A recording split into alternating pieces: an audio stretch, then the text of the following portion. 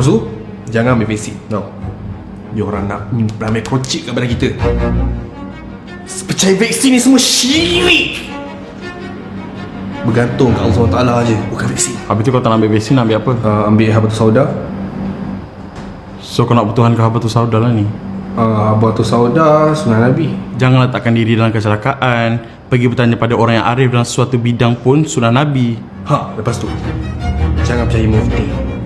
Mufti ni semua dah kena bayar dengan pokok ilmu dia. Hukum-hukum yang diorang keluarkan, fatwa yang diorang keluarkan, semua bayar dekat pokok diorang ni.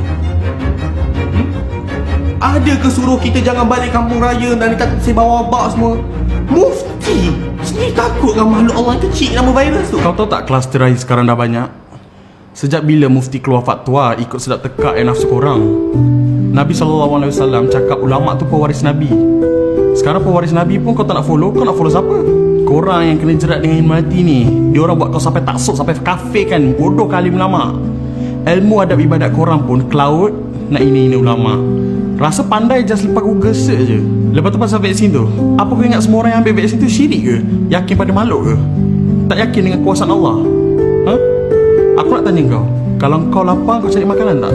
Kenapa nak cari makanan? Kenapa tak yakin dengan Allah je? Tak minta direct doa pada Allah je? So nak kata kau bertuhankan makanan ke? Tak kan? Dalam dunia ni ada sunatullah. Kalau lapar makan, kalau haus minum, kalau cocok tangan luka. Tu kau kena faham aturan Allah yang basic tu dulu. Bukan jadi bodoh tawakal butuh tanpa ikhtiar dan usaha. Rasulullah SAW pernah tegur seorang pemuda yang tak ikat tali untanya dengan alasan, tak apa, aku tawakal je pada Allah. Nabi tegur, ikat dulu baru tawakal, dengan nada yang tegas. Sebab tu dalam Al-Quran dah sebut, tak tahu satu benda, cari orang yang arif dalam bidang tu. Bukan memandai sendiri. Kalau pasal virus, tanya saintis. Kalau sakit, jumpa doktor.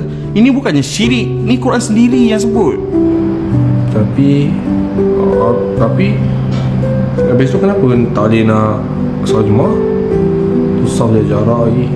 Tahu tak sekarang dah ada kluster jemaah surau? Ni aku nak bagi tahu ni. Kalau macam tu, buat apa Nabi berundur dari perang Uhud? Nabi kot. Confirm menangnya. Nabi Nuh, buat apa lari naik kapal? Baginda berdakwah pada orang kot. Nabi Lut, buat apa lari dari bumi yang terbalik? Dia confirm kebalnya.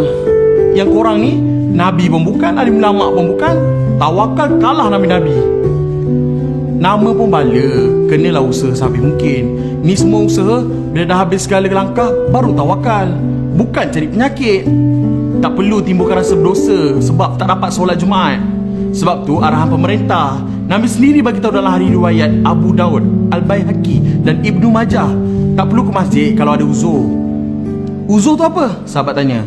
Nabi kata ketakutan, kebimbangan atau sakit. Orang awam dan pemerintah takutkan wabak ni tersebar. Nak kata norma baru ni rosak akidah adalah satu tuduhan yang berat. Sebab yang memutuskan SOP ni bukan sekadar mufti-mufti di Malaysia je, tapi dekat seluruh dunia tau. Nak kata apa? Ilmuwan dengan mufti-mufti ni setuju perkara yang merosakkan akidah. Takkan mufti-mufti ni nak sesatkan atau mutakkan umat Islam? Takkan mufti ni tak faham maqasid syariah dalam menjaga nyawa dan masalah awam? Ustaz Zaidrus pun dah bagi pendapat dia pasal SOP solat jarak 1 meter ni dekat ceramah dia tu. UAL pun dah explain, serahkan urusan SOP ni dekat mereka yang fakir dalam ilmu fiqah dan fatwa. Kalau korang hebat ilmu akhlak dan adab, jangan sibuk kondem bab fiqah dan usul.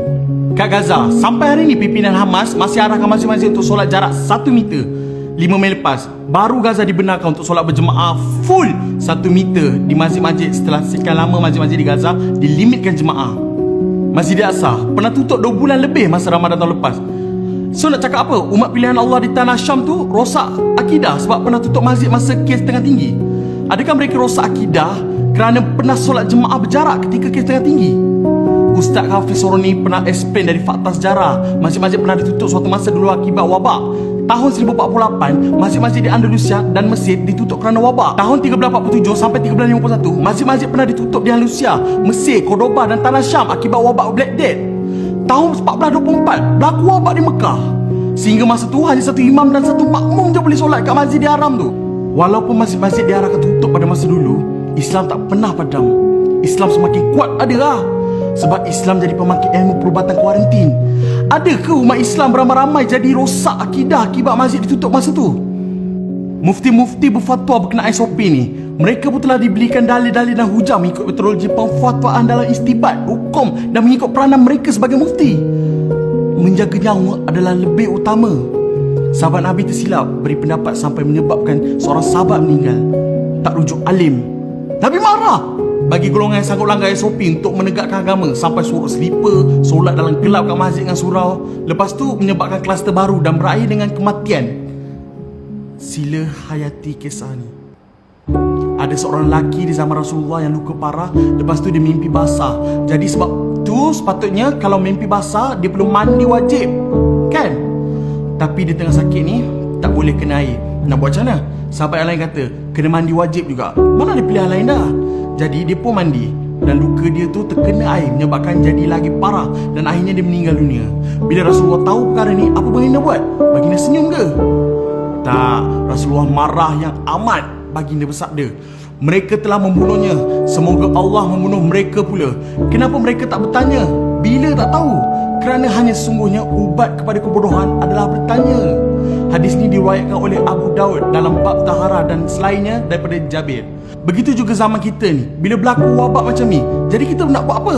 Bila bertemu antara dua makasih antara menjaga nyawa dengan menjaga agama, mana lebih perlu diutamakan? Dan nak tanya pada siapa zaman ni? Jawabnya tidak lain dan tidak bukan adalah ulil amri. Tapi sebab kita rasa lebih tahu berbanding mufti, kita pun buat sendiri andaian nak pertahankan agama.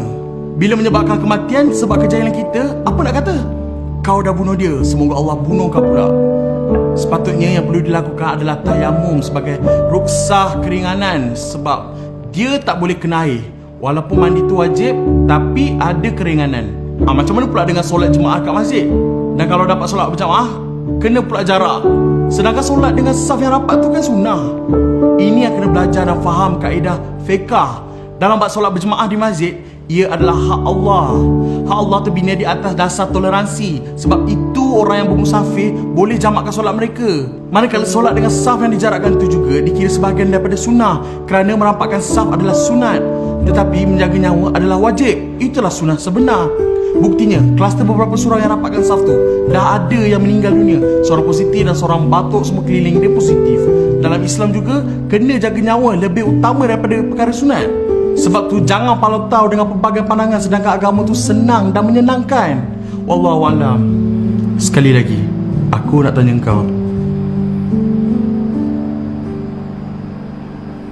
pagi tadi kau solat subuh tak?